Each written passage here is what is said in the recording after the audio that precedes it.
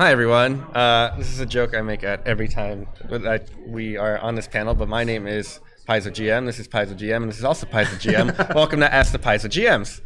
Hi, I'm Luis Loza. I'm one of the Pathfinder developers here, and I'm joined by two lovely people. My name is Liz Liddell. I am the senior editor at Paizo. And I'm Jason Tondro. I'm a Starfinder developer. I work on APs.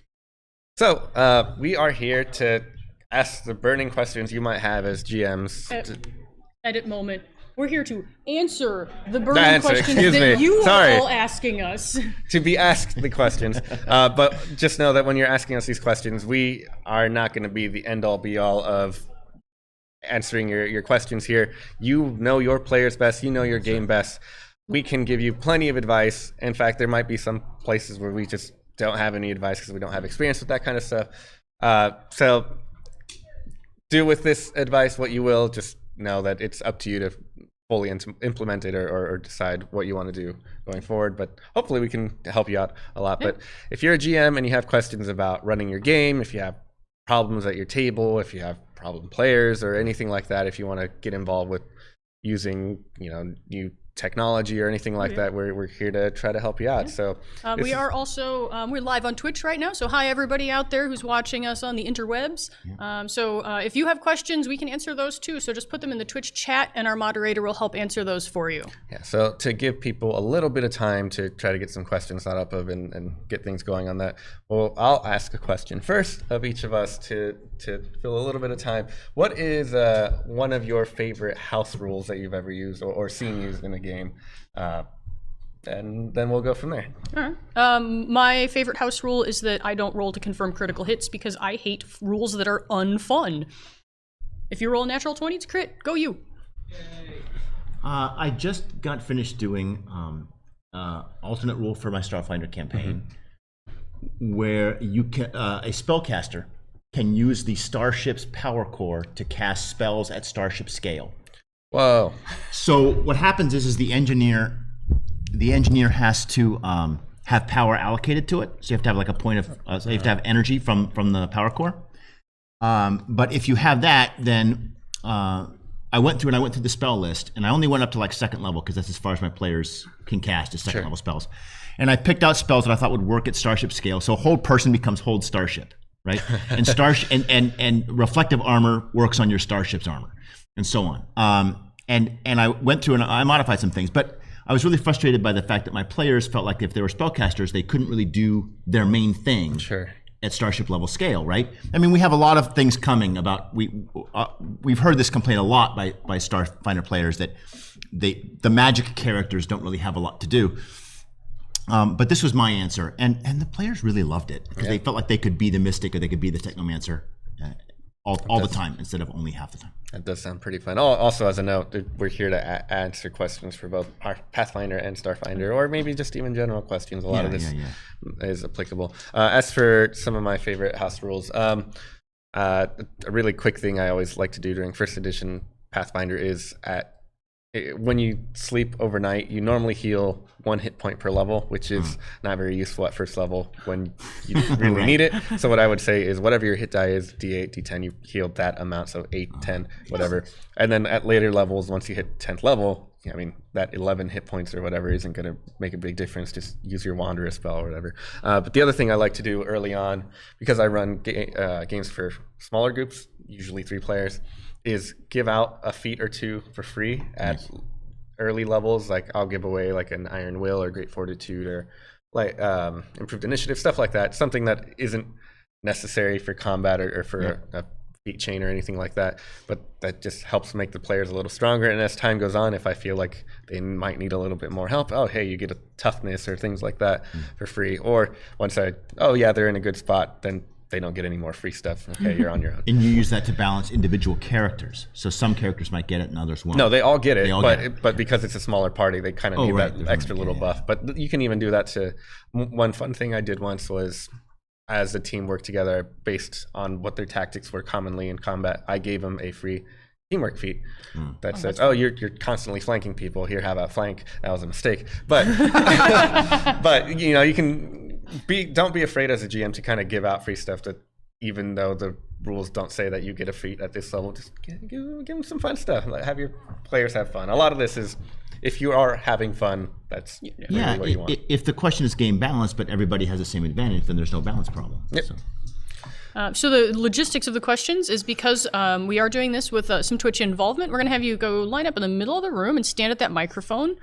Speak into the mic. It will not actually microphonate your voice. I'm an editor. I do words good. But it will get it out onto the stream so people out there know what the heck is going on. So go ahead. The thing that I struggle with most is probably preparation for sessions. Do you guys have tips for organizing or keeping motivated while preparing? Well, so the first thing I can say is we hear you. This is part of the motivation behind Second Edition. Have you looked at the Second Edition rules yet? You're going to see that your prep time is much reduced and much more fun and fast. This is something that it has in common with Starfinder. Like, just to use my example, is making monsters. Like, making monsters in First Edition could be a real challenge sometimes. It could be really labor intensive. I made my first Starfinder monsters in like 15 minutes, right, while I was waiting for a pizza. So that's carried through to Second Edition, and so we hear you. Other than pointing you to particular parts of the system. I've got actually a couple tools that I use because I'm a full-time worker and then I'm full-time freelancer and I have a side gig where I perform music and I'm practicing a lot, so time is very precious to me. I have made a lot of use of some of the tools available like Hero Lab, like Fantasy Grounds, and things like condition cards, so that I have less to prep in advance and that I can streamline that prep process as fast as possible. Yep. We've started to take this opportunity to do a bunch of play aids. We're sort of brainstorming play aids to help you do that. And absolutely agreeing with what Liz was just saying and building off of that. Avail yourself of these tools that are out there. I resisted using Hero Lab for literally years. And then I had to write a Pathfinder AP and a Starfinder AP back to back. And I don't have the time. So I cracked open Hero Lab and now I swear by that thing. Like you cannot pry it out of my fingers. It also depends on how much you want to prepare. If you're running something like organized play, having everything prepared, having all your maps ready is kind of pivotal, especially because you have such small time frame for that kind of stuff. But if it's something like your home game, even if you're running a pre-written adventure, an AP or what have you, knowing the gist of what's going on or what might be happening in that session might be all you really need to get going. If they're about to go into a grand ball and talk to some big noble NPC, that's a big deal. Knowing that character's motivation and background might be all you need, because it could be that you end up spending 3 hours of that session just role-playing. And as long as you prepare what you think is enough, and maybe a little beyond that, because players will always go beyond what you think, that could be all you need. You don't have to take the time and have the entire AP ready to go at a moment's notice if you just have that particular section. And if you reach a point where you feel unprepared, it's fine to tell your players, hey, can I get 5-10 minutes to get stuff ready? Or can we just call it a night and I'll get stuff ready for next time? That's totally fine. Ideally, your players are cool with that. Or you can even just, if you have something else that's been written before or used before, you can use as a quick side quest to just fill the rest of the time. That's a great way to do that as well. Did anyone here know the name Ray Winninger? He worked a lot on D&D 3rd edition, and he had a long column in Dragon magazine back in the day about world building and preparation. And from him, I learned this incredibly valuable lesson, which is don't prep anything that the players won't be able to see, right? So when he went to building a world, like, where do you start? You start with a continent or start with no, you start with 20 miles around the town, because that's as far as the players can get to in one day, right? And then they need to know where the nearest 7th level cleric is, because that's where they get raised dead. And they need to have a place where they can buy stuff. And then seed that 20-mile radius area with plot hooks, and that will keep them busy while you plan the rest, right? Like, don't kill yourself on prep for stuff that you're not gonna need next session. Next question? We've all had the situation where first round of combat, the dice just go fluky, the bad guys ultra crit, everyone fails their saves. Or vice versa, where the PCs walk in, supervillain's supposed to be the campaign villain, and you triple crit him and he's down to 3 hit points first round. Yeah. Do you have any tricks for extending the combat without it being obvious, like the bad guy has a stroke and forgets he has power attack? There's a few different ways. It depends on the expectations of your group at that moment in time. If they have been waiting to beat up this bad guy for 8 levels, and you feel that that's really what they want, is just finally put an end to this evil, winning round 1 can feel great because it's like, we've been ready for this. We know what we've been wanting to do.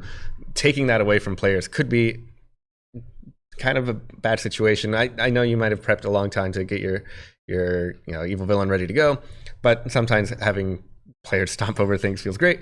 But in another situation, something that deals 300 damage in 1 turn, and ideally something could be dead, it turns out, oh, that was a projected image, and the bad guy's actually behind the curtain and is now still at full hit points and ready to go. Or even oh yeah, you beat that villain, and then quickly throw together, but it turns out that was just the true villain's lackey. There's always ways to keep things going, keep things interesting. You can double hit points, you can do stuff like that as well. But I think finding more interesting ways to continue the story more so than a combat is the way to go, in my opinion. I like to think outside of combat a little bit, or at least outside of combat motivations. If this big bad villain is standing there and the characters walk in and just start rolling over him, he's probably gonna run away. He's got plans. He doesn't want to get walloped here on the floor. So, maybe you don't plan for him to run away to another more different secret hideout, but maybe that makes sense for him to do. On the flip side, maybe if the PCs all fail their saves and they're down, he's not necessarily going to leave them there to die. He might take them prisoner and have them healed so that he can do whatever your narrative plot demands. So there's a lot of flexibility there. To not necessarily fudge the rules, but to shape the story. Yeah, I agree with all of that, and I've had recent experiences with this. Like in my group, the first big adventure my Starfinder players were on, it was terrible. Like they got beat up really bad, and it really impacted the group. Like they felt like they got kind of frustrated, like this is a new game and we suck at it, and it was a real kind of downer for the campaign. And I started thinking back about it, like how do we fix that in the future? And I used that. At first, I was going to use this sort of capture idea, but I think now if I could go back and redo it, I would have had some kind of terrain environment situation stop the fight. This is the kind of thing that would happen in like a Star Wars movie, right? Like suddenly, there's an earthquake and the ground splits open, and the heroes and the villains can't get at each other, something like that, right? A cave in. In this case, the fight took place underground, so I could have done a cave in. And that would kind of force the fight to separate, and the players could go off, and they would still have been beaten, but it wouldn't have been like, okay, we're going to take all of you prisoner, and with that whole kind of situation. But it's a really good question, and when the bad guy goes down too fast, that's the easier problem to fix, and this is great advice that you've been getting. But when the players go down quicker, that's harder because the players know their own hit points, right? We can just add hit points to the bad guy, and the players don't know, but they know their own hit points, and especially if you roll your dice out in the open and they see that they just got hit, and they're like, well, what are you going to do? He misses. Well, they all know that he shouldn't have missed. Right? But it is a real challenge, and you're asking the right questions, and I would suggest, along with the advice that we've gotten here, is look at ways to kind of make the fight end through non-actions of the characters involved. Use terrain effects, environmental effects to end the fight. I mean, we can always have somebody else show up and break up the fight, but that's kind of often a downer too. Or just have the villain monologue way too long and give the PCs time to escape. Yeah, monologuing, exactly, yeah. Question from Tin for Lunch. What are some of your favorite ways to implement character backstory in the main campaign? Any that stand out from your past games? I love working with character backgrounds into NPC relationships. I really like giving my players, my players are very narratively driven. I'm very interested in interpersonal relationships in games. So I really like to see what's in your background and how is that going to hook into the people that you meet along the adventure. So, are you meeting a long lost mentor? Do you have a missing sibling that could come back somewhere? Do you have, or do you not have any relationships? Therefore, you have opportunity to build, to sort of start over and develop new bonds with the NPCs or the other characters. That's really my favorite, is to work on those interpersonal relationships. I like to encourage players to seed that in mid-adventures or mid-campaigns on their own.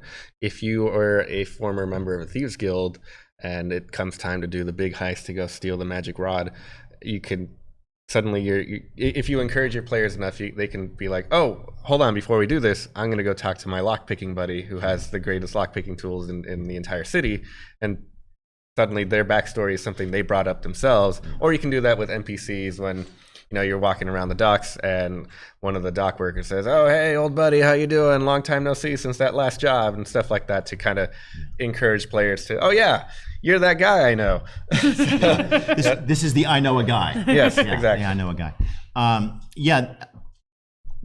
If we ask these questions at the beginning of the campaign when they're in character creation mode, then we can work this stuff into the story, right? So if I ask my players, okay, so like, who have you got an enemy or something? Is there some rival or some antagonist that you've got? Well, then they're just writing my adventure for me, right? So you can totally build that stuff in, but you have to ask these questions early.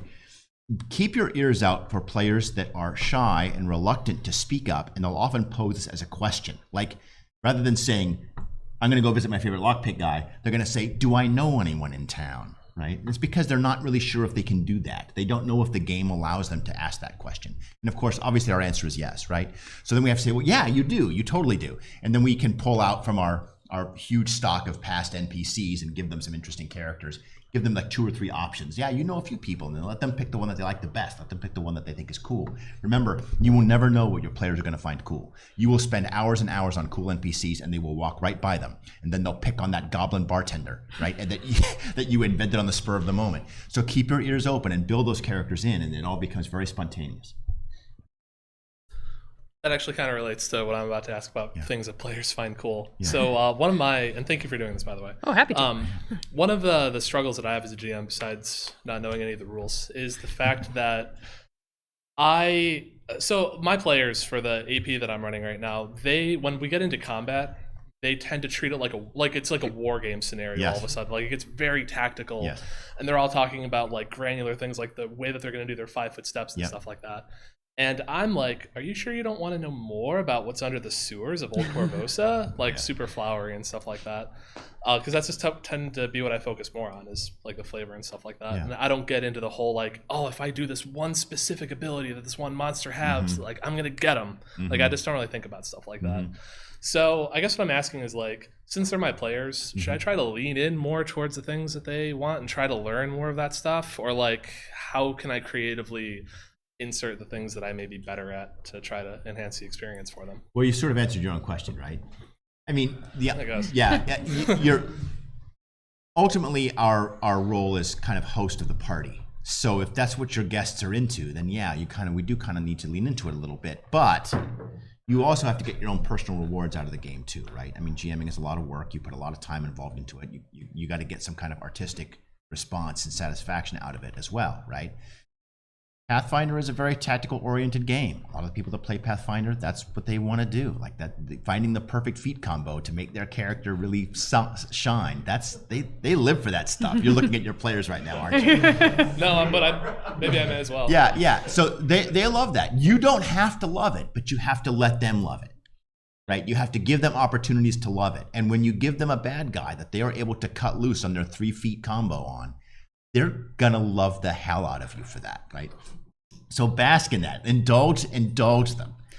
Then give them the sewer to Corvosa, right? Give them all that stuff. Yeah, I want to build on that. When you do give them that, okay, now you're in the sewers because you beat the Odiog that's blocking the way. Reward them for exploring what you like. Good. So make sure that they are getting those hooks, or they're getting more interesting tactical combat options, so that you're sort of training them to engage in the pieces of the story that you are enjoying. Yeah, you're going to get a lot more flies with honey than vinegar, right? So yeah, another approach you can take is to have them force them to go through your stuff before they get to the fight.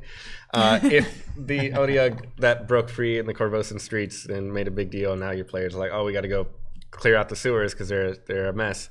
Well, finding an Odiog nest may not be the easiest thing, and they have to learn how the sewer system works and what's living down there, and maybe even ask questions of the other denizens if there's, an imp living down there and stuff like that. And that's when you can start getting that information out, and maybe even start teasing things like, oh, well, we know the Odiug nest is overrun with giant flies and maggots, so getting in a fight there might be bad, and you start learning ways to like maybe even ambush the Odiug and things like that, or whatever the creature might be or the enemies might be.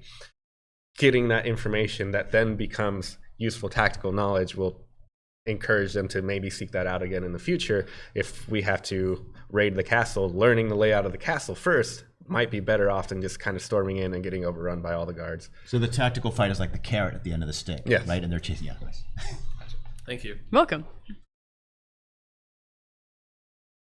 You had mentioned earlier about how you have a smaller group. A kind of a two-part question. What about larger groups? Sometimes it is possible that you get maybe too many in your group, and of course you don't want to turn anyone away. And then also with that same situation, there will be times when maybe John can't make it that night. So just some tips on how to handle those situations. Yeah. Yep. This is a thing I have a lot of experience with. When I lived in Columbus, I had a very large number of gamers who were at my house all the time, and it was often too many to realistically run one table with. And so we set up. We ended up talking with the folks about who was really interested in doing a regular thing, who was willing to commit that time to it, and who was interested in a specific theme. And we kind of carved those off and had them run an adventure path. And said, okay, this is your regular game on Tuesday nights. And then for the people who, when John can't be there every week but wants to come in every once in a while, we ran one-off pickup games. We actually used Pathfinder Society scenarios, and would just say, like, we're going to have a Friday night game. Whoever's there, show up, and then we'll run through something. And so the people from the regular campaign could come and join in, and other people who wanted to show up could. And in the rare occasion that we ended up with like 8 or 9 people, we would actually just split off into 2 tables, put one group in the living room, one group in the dining room, and run 2 tables at the same adventure. So those are solutions I have found that kind of met the needs of the larger spectrum. You could also, if you have enough people, break things. Also, if you have the time to do this or the capacity to do this, break it up into 2 separate groups that run on different nights. Okay, I have 9 people here. I'll run 4 of you on Wednesday and the other 5 on Saturday, stuff like that. Or maybe even encourage one of the people that is part of this group. Hey, do you want to run the other group? That's a great thing to do. For larger groups, when someone is missing, if it's a large enough group, I actually run Return of the Rune Lords at the Paizo offices, and there are enough people that if one person is missing because they're at a con or whatever the case might be, they can still keep adventuring just fine. It just turns out, your character is tending to the pack mule and making sure all the treasure is getting put back, or ran to town to get potions, or is in the bathroom. So it's very easy to just, they went off screen for a bit and then they came back later, and things keep switching in and out. Pathfinder Society is perfect for that because no one person has to be there for every single scenario that shows up.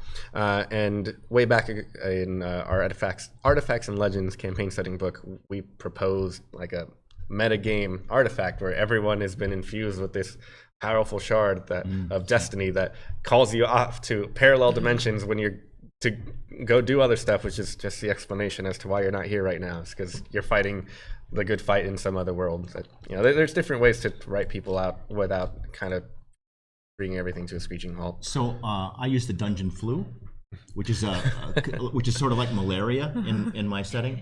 So it's like this communicable minor disease. It sort of flares up once in a while and it lays you flat for 24, 48 hours. And what's that? Yeah, con crud. And it's it's very, spreads throughout dungeons.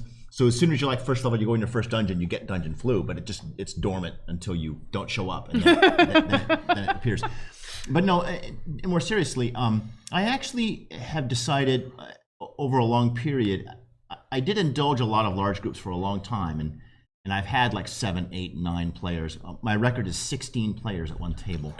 Ugh. I know. That's a big table. That's a physically very large table. It was yeah. It's a long story, but now I've decided, and maybe this is my professor background.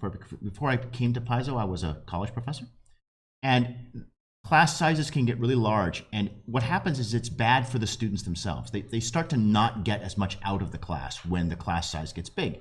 And so I started to realize that I'm not actually doing my players any favors by allowing that many people to play. They're not going to get the game that they want. And so I've had to put them on a wait list, right? And attrition is real. Like, people eventually drop out of the game, and it might take 6 months or 8 months or 12 months where somebody joins the army or gets a new job or whatever. But capping the game at like 5 or 6 people, for me, that's the best thing to do. And obviously you have to be really nice about it. You have to be really courteous. Like, I'm so flattered you want to play. I would love to have you. I'm full. But if you'll let me put your name on my list, as soon as somebody drops out, I would love to have you. Right? It's nothing. My only exception to that is significant others are always welcome. Right? So if it's your partner, okay, you can join. But otherwise, I got to put you on the wait list. And that's because otherwise, nobody shows up, right? Like, if I get the significant other, I can get both of them. But if I only get one or the other, then I get 0. Right? I have a question from Kitsune Warlock. Do you do secret roles in advance when you prep? I have done some. Yeah, I do. Especially watching a person in a organized play shirt. As I'm saying this, I do it a lot when I'm prepping for organized play scenarios, just because keeping a 6-person table moving in a locked down time slot is really challenging. So yeah, I do sometimes. It keeps the table action moving faster, and there's less of my players wondering like what's going on over there, and then they get restless and wander off and start playing on their phones. I don't do too many secret roles generally, and when I do, I cheat. So a lot of the time what I will end up doing is, if it's a secret role, like my players don't know what is a secret role, so sometimes I'll make a perception roll, make a will save, whatever, and based on how I'm feeling about the current session, the story, how things are playing out, what I think might be more interesting, I just have them make a roll and then already have decided, no, one of you is going to be haunted, one of you will become possessed. It will be more interesting for a bit, or you have the resources to take on the enemies that you kind of trigger the trap and alert them for. If that's your play style, that's fine. I don't really recommend that for everybody. But sometimes what you can do is just ask players for some of those roles way in advance. Hey, can I get a couple perception rolls? That's a thing that a lot of organized play people do. Can I get a couple of perception rolls now? And then as time goes on, when it comes time to do secret rolls, I just look down what's been written. Oh, they got a 15, a 26, a 3.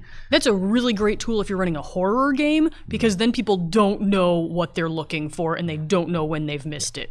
Yeah, and at any time when you need that roll, it's like, okay, time to use the next will save. It's 4, scratch it off, possession time. Yeah, my short answer is yes. And like my colleagues up here have said, a lot of it is about sort of trust between the players and the GM. So if the players trust you to make rolls behind your screen, then they probably trust you to just decide what happens, right? And you roll the dice that they don't, so there's still that sort of plausibility there. But yeah, half the time I've already decided what I want to happen. I'm just rolling to see who it happens to. Yes, so I was wondering, how best do you deal with players who insist on kind of prolonging encounters by unnecessarily switching weapons, or kind of just deciding that they're going to hang back and not contribute by just deciding to like spam guidance or not using their spells? Mm-hmm. So this absolutely does happen, where we have players, often because they feel frustrated at the table, or because they feel like, quote, I don't know what I can do, or I can't do anything. When a player says I can't do anything, it's really asking the GM, like, I feel like you've created a scenario in which my abilities are useless. And it's really hard sometimes to address that. It's really a personality at the table kind of thing. And you have to know your players, and you all have to kind of be on the same page. It can be a real challenge, especially if you have new people that you don't know very well. I tend to just let if that's what the player wants to do, I'm not going to try to pull them out of it. I'm going to let them, okay, and I'm going to go on to the next player, and I'm going to try to move as fast as I can. And usually the other players understand what's happening. So if one of the players is like refusing to get involved and sort of standing back, and it makes everything harder, makes everything take longer, the other players also begin to resent that player. And so you have to defuse that real fast. And you have to get everybody kind of positive and say, okay, like, all right, I know what you're doing, move on. And you can kind of unspoken get everybody on the same page to like, okay, let's get through this as fast as possible because we just kind of have this challenge here. Yeah. You can if you know enough about the player to adapt on the fly.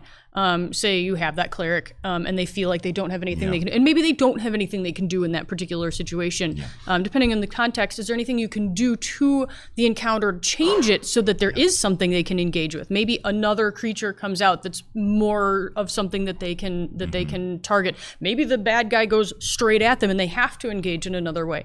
The only caution I would have there is if they are, I have a player in my regular game who gets frustrated because they feel like because they don't know the game super well, and so they get overwhelmed by options, and so they just like kind of shut down.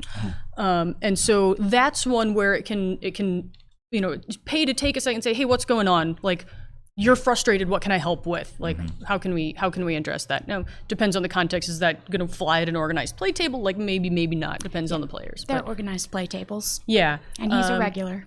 Yeah. I mean, if he's a regular and doing that might be a time for an off the table conversation. Yeah, to totally say, you agree. seem really frustrated. What can we do to help? And kind of like pin him down about it. And if it's an ongoing issue, maybe it's something that you can help him address, or that we can help address. I don't know. But even if you're just calling him out on it a little bit, not in front of other players, just one-on-one, like, what can we do to make this more fun for you and for everybody? Okay. Those are all good. I don't have much more beyond that. So thank you. Presume the best, but prep for the worst. Yes. Yeah. Okay. Thank Good you. luck. Thank you. I am very fortunate to have the problem that I have. All my players want to buy me ice cream all the time. Oh my Should I God, this keep is it? a great problem. XP for everybody. Except for one of my players, they're all geniuses, and half of the geniuses are retired military intelligence. Okay. So Yep. Okay. they're very smart tactically. They're very good at building competent characters, and when it comes to investigating things, they know exactly what they're doing and how to do it. Without cheating.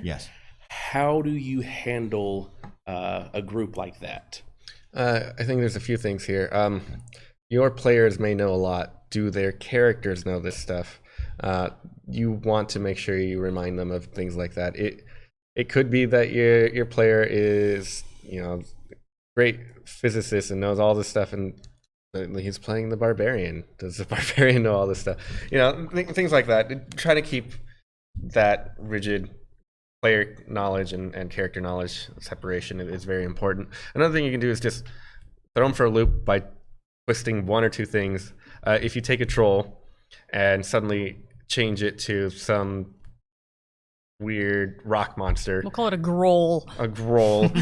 Big rock monster that kind of comes up out of the earth and uses the exact same stats as a troll. It still has regeneration and still shut down by fire and acid, but it's described a completely different way. You don't show them the troll picture and, it seems to fight in a particular manner. You say, oh, it kind of punches forward and like a rock flies out and it's still a melee attack and it does the same damage, but it's suddenly a different thing and they're not used to seeing that. All that player knowledge suddenly goes out the window, even though it's the exact same thing. They then have to take the time to do knowledge rolls and play out the fight and start figuring things out. So doing some of that can help alleviate the issues here and there. But also, once in a while, like, you don't want to be doing this every single time. Let your players be smart and have fun with what they're doing here and there. Just not to a degree where just they win every single time. That's not always as fun. So, although actually, that's a legit question. Are they enjoying it?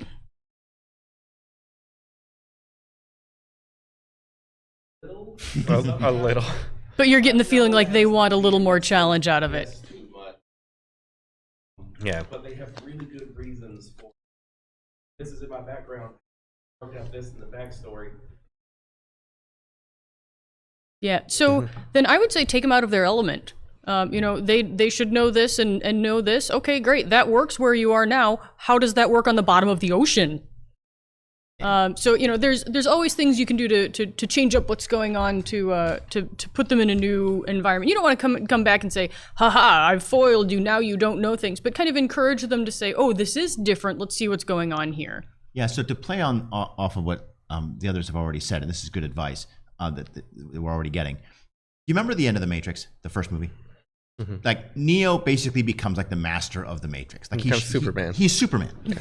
But by the second movie, suddenly he's not Superman. I mean, he can still fly, but he's not like the master of everything anymore, right? And the reason why is because he doesn't understand things. The script writers understood that the only way Neo was still manageable as a character is if he did not understand what was going on. As soon as he understands things, he's Superman again, right? So this is the thing: give the players things that they don't understand, and then figuring them out becomes their empowerment process. And my second bit of advice is lock some of this information not behind skill rolls, but behind role play. So that it doesn't matter how good their die roll is. If they can't convince the snitch to help them, they don't get the info, right? And that forces them to do stuff that maybe you're going to enjoy more, which is more of that role play, that interaction stuff. One other thing is you could have someone who's smarter than them show up. If there's been a wizard that's been scrying on them forever and knows every one of their tactics and has a minion that is, I'm immune to all slashing damage, and I know this guy fights with a sword all the time. Too bad, he's the one I'm going to sick on you. Things like that. Throwing them off their game for a bit, and then, that can be a heck of a roadblock that then becomes a fun challenge to overcome. This guy beat us so much last time, he whooped our butts, now we got to get him. So, and then again, don't do that every single time. Yeah, there's always someone cleverer than yourself. I have a question from TRDG11. What is an unusual way to introduce the party members to each other? Go ahead. Okay. I like to do so in media res. Okay, first session, let's sit down. Roll for initiative. You're already fighting. You don't know why. You don't know what's going on. You just know that suddenly the city's on fire and you're all surrounded by a pack of hellhounds. You go, and then as things go, we will start figuring out. And soon enough, you can maybe throw in some vignettes. Okay, and then you go to attack, and the fighter swings in and blocks with their shield, and you remember, oh, that's what we learned back in military training, and now we have a backstory together. Or start letting players sort that out on their own. That's way better than I was going to say. I absolutely love the beginning of the Strange Aeon's adventure path, where all of the characters wake up with amnesia. Yeah. Which is effectively the same thing. You don't know where you came from. You don't know where you came from or how you got there. You're just in a dungeon with no stuff. Yeah. So I know we're all here on the Paizo panel, but I do play other games. And one of the other games I play is Fate. And Fate has this great character creation conceit where as you are making your character, you pass your character sheet to another player and they decide a story that you were in with their character. Mm-hmm. And you do this twice. So the point of it is that at the beginning of the game, you don't know everyone in your group, but you have at least some connection to two other people. And so everybody kind of connects to each other already, and it's a way for us to sort of create this shared background. Mm-hmm. And it does require some session zero. You have to have some time to do that. But I've become totally convinced that session zeros are the way to go for ongoing campaigns. I will second that. In my own games, we have extensive session zeros to really hash out who characters are and how they know each other and what's going on there. That's my preferred way. Let the players have a voice in how they all know each other. Like one of my players decided to create a detective agency, and he basically hired all of the other player characters. Like gold star. Like take experience points. Also, everyone is locked up in a prison at the beginning. That's fun. Oh, yeah. We've got to break out together. We're getting close to running out of time here, so I think we're going to try to answer these a bit quicker. A little bit quicker. All right, speed mode. All right, so I'll try and make it fast. So basically, if you have a character in your game that has invested a lot into a very centralized strategy, where they like a very mounted charge focus build or something, how can you encourage them to be more creative with their play without necessarily crippling the thing that they really built their whole character around? Yeah. Cavalier problem. Give it to them. Let them do it. But have a mentor NPC in the game talk to the character in character. And say, you are a great warrior, Sir Thorvald, right? But you cannot bring your horse into the dungeon. Right? Maybe you should think about that. And then try to slowly nurse them off of it. Like maybe they can use their horses in almost every encounter in the first adventure, but then maybe only half of the encounters in the second adventure, and then you're going to go into a dungeon and you've had time to level up. So it's time to think about what you're going to get that's not on a horse, right? And I would use NPCs to do that because sometimes it can come off less authoritative. It's not like the GM lecturing you. It's a character that the player character respects and giving them. Next. Yeah, just one more from me. So I'm prepping a new AP that has a lot of NPCs. Which one? Wrath of the Righteous. All right. Oh yes. I'm trying to convert it. In Wrath of the Righteous, it has like this character says this at this time, and they have this motivations, and they're from this place, and they talk to this person like this, and that blows my head up. Like that's so much to keep in track. So what are good, easy strategies at your table to keep track of that kind of stuff? I mean, you can make notes for yourself, little note cards that say this is this NPC, generic information about them. I like to have little flashcards where I put the artwork and like have that here on hand to also show players, oh, this is who you meet.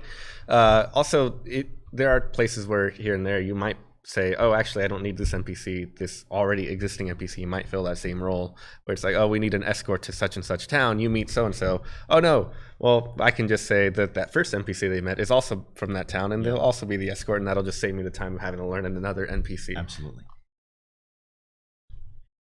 My players are allergic to roleplay. What can I do to trick them into getting into character more? They do know it's a role-playing game. I have tried to explain that. I'm sorry. I took the cheap shot. I'm sorry. I think we've actually a couple of ideas that have been kicked around already. Kind of bring some light on that. Things like think of it in carrots and sticks, encouraging them to. Well, if you want to get to the big tactical fight, you have to figure out where it is. So you're going to have to talk to some people about it. And incentivizing that and making those experiences engaging and rewarding, and then letting them have what they're finding the fun in those tactical encounters. I would give them some good models. In other words, you need to role play, right? A lot. Don't get it's going to take a long time. They're not going to do it. They're not going to respond. You need to keep doing it, and then think about see if you can get a ringer into your group. See if you can go out and recruit a player who role plays, and bring them in as a ringer to role play with that person specifically during the game, right? See if you can give them a good model to work off of. If you have a favorite podcast where they do that you like, just mention that you like it. Yeah, just mention that you like it. Like, hey, I've been really enjoying this for a while. You should check it out. But it's going to take a long time. But you can do it with patience. You can also have the world demand that they roleplay. If an NPC comes up and says, blah, blah, blah, blah, what do you think, fair knight? And then suddenly the NPC is talking to them and they have to respond in some way. But also know that some players just have trouble with being in character, and they might prefer to say, oh, well, my character says, or I say this and that, or give you the gist of things, and that's okay too. Yeah, narrating is still role-playing. Like saying my character does X is still role-play. It's just not first person, right? So let them take baby steps if that's what they're. I have a two-parter from Templar's Knight. We move in initiative order through rooms in the dungeon, and this leads to room effects and traps, etc., often only hitting the first person who enters that area of the room. Should we see a change in the rules for group movement through encounters? Because the problem I have is that the encounter often only hits one person, and I don't know how I can handle it better. Exploration mode. Yeah, Second Edition Pathfinder has 3 modes of play: encounter mode, exploration mode, and downtime mode. Downtime mode is when you're not doing anything, but the transition between exploration and encounter mode is designed exactly to tackle that kind of a problem. So as the very quick version, in exploration mode, you're not in initiative order, but you're all undertaking an exploration activity. You might be sneaking, you might be keeping a watch out for traps, you might be casting detect magic so you can see what's around you. And that lets you move into the room as a group, but still have things like monsters and hazards and effects react to the party as a whole, and not just spam the one person who happened to roll highest on that first initiative roll. And then once that does happen, bam, then you're in initiative, roll for initiative, and move into encounter mode. Yeah, that's the transition from from an exploration mode to encounter mode is rolling initiative. I don't think you need to be moving in initiative order from room to room. I think that's kind of designed to be something that happens after whatever is in the room you have discovered. So let players talk and respond more organically. I wouldn't hold it to initiative track. If that's also how you want to play it, feel free to stick to that. But one other thing that can happen is if the rogue walks in first, sets off the trap, it could be that this pit trap, even if the rogue avoids it and doesn't fall in, all the timber falling down is really loud, and just the other room over, all the kobolds hear it and start rushing in. And even though the rogue only encountered that trap, suddenly everyone is now involved with the kobolds rushing in and doing that fight. I mean, every room is not a perfectly isolated vacuum. Other stuff happens around it, and it can trigger things throughout the dungeon that in turn then involves everyone. Yeah. We got time for one last question. If anybody's, come on up. I like to do things for immersion, like Syrinscape for sound, and I've done like tea dyeing of pieces of paper to make old maps and stuff. Is there anything that you guys do that You're the to best. Can I engage play all the the game? senses? That sounds cool. I love making stuff for my players. So I'm playing Hell's Rebels right now. So they got invited to this big fancy Ruby Masquerade ball. So I made invitations with wax seals on them. I've got stamps for the city of Cantargo. And then I went full out and I built a 3-dimensional model of the Cantargo Opera House for them to play on instead of just a flat mat. So I'm totally there with you. I love it. I love Syrinscape. I'm a sucker for stuff. Although the one I will not do are the smells. You can get like the canned scents. I won't go there. I will not unleash that on my players. Well, that one-ups me already. I also ran Hell's Rebels and did a lot of cool stuff. So that has a bunch of proclamations that come down from House Thrune. I had a custom wax seal of House Thrune that presses the Chelaxian symbol into the seal that says, "This is an official document." Can I borrow that? Yes, I got to track that down.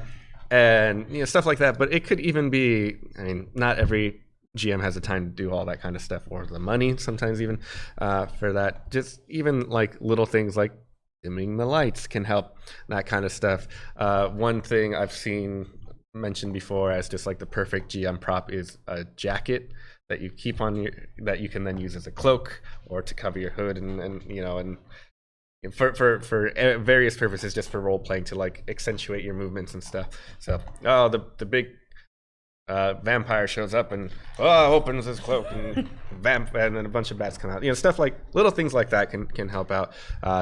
Syrinscape is great. I like to use a lot of music, so using movie soundtracks that have that kind of theme that you're looking for. Video game soundtracks are great to keep on loop because that's what they're designed for. So. No, you guys put me to shame. I'm keeping it up. Yeah, that was a great last question. Okay. Thanks, you guys, great group of questions. For Thanks so much for asking. Thanks for everybody out there watching on Twitch. I hope you enjoyed the panel. Thank you so much. Enjoy the rest of your Gen Con.